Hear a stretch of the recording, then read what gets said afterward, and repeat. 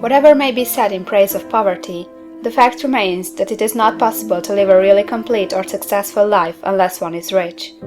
No man can rise to his greatest possible height in talent or soul development unless he has plenty of money.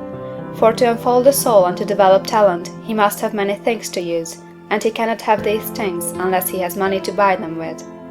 A man develops in mind, soul, and body by making use of things, and society is so organized that man must have money in order to become the possessor of things.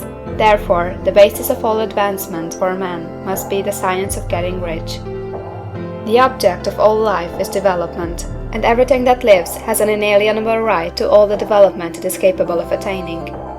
Man's right to life means his right to have the free and unrestricted use of all the things which may be necessary to his fullest mental, spiritual, and physical unfoldment, or, in other words, his right to be rich.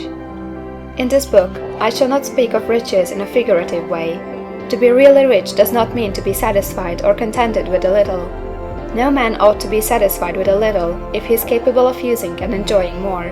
The purpose of nature is the advancement and unfoldment of life, and every man should have all that can contribute to the power, elegance, beauty, and richness of life.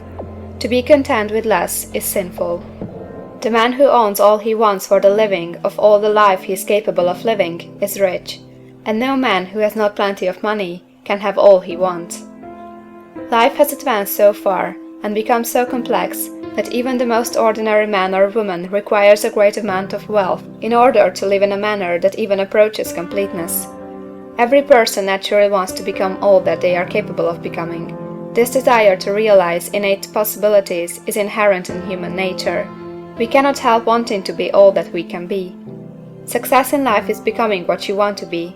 You can become what you want to be only by making use of things, and you can have the free use of things only as you become rich enough to buy them. To understand the science of getting rich is therefore the most essential of all knowledge.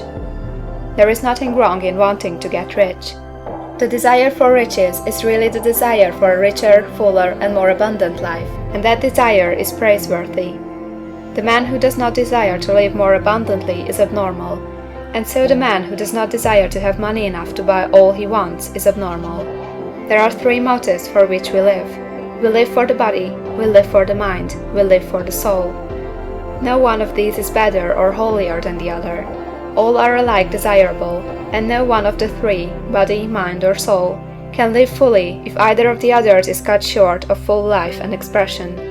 It is not right or noble to live only for the soul and deny mind or body, and it is wrong to live for the intellect and deny body or soul.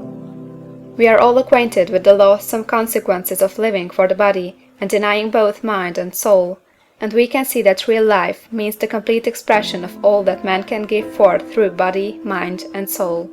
Whatever he can say, no man can be really happy or satisfied unless his body is living fully in every function, and unless the same is true for his mind and his soul. Wherever there is unexpressed possibility or function not performed, there is unsatisfied desire. Desire is possibility seeking expression, or function seeking performance. Man cannot live fully in body without good food, comfortable clothing, and warm shelter, and without freedom from excessive toil.